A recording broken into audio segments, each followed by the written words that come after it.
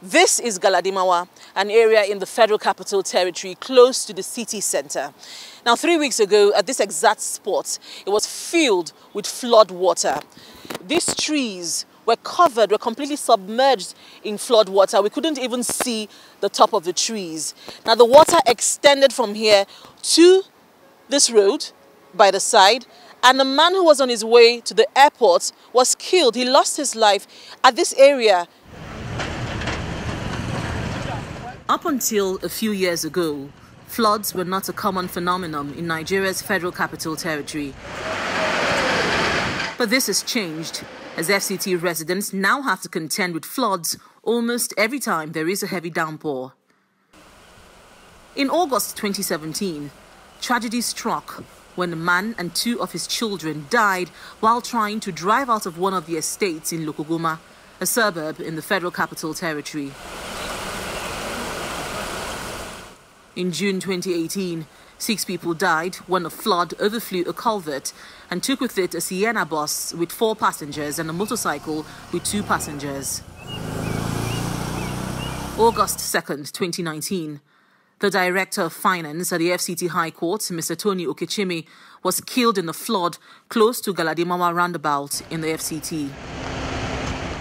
Karu, Galadimawa, Lokogoma and its environs have been worst hit by floods recently. Why are floods occurring frequently in the capital city? We visit the Director of Information and Communications in the FCT to get answers. There's also a behavioral problem of the residents.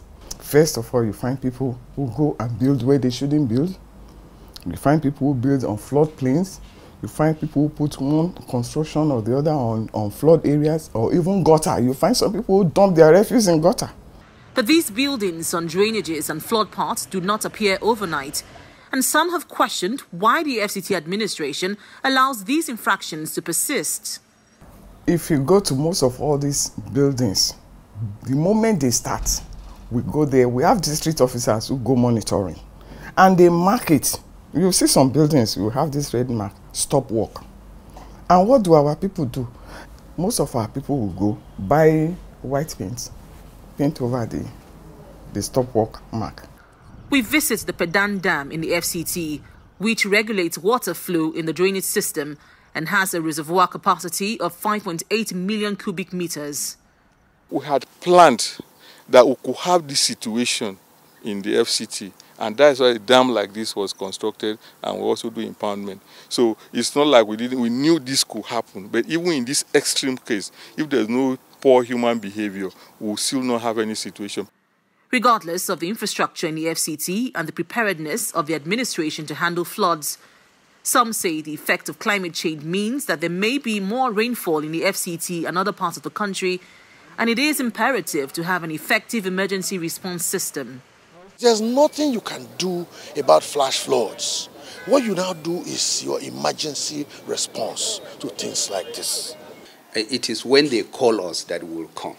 If the incident happened 30 minutes before we are known, then nobody will blame us that we didn't come 30 minutes before. So the issue, they call us, and our response time in the city is 5 minutes from wherever you call us. The FCT administration says it plans to demolish about 300 structures in the Galadimawa-Lokogoma axis built on drainages and waterways and contribute to flooding in the capital city.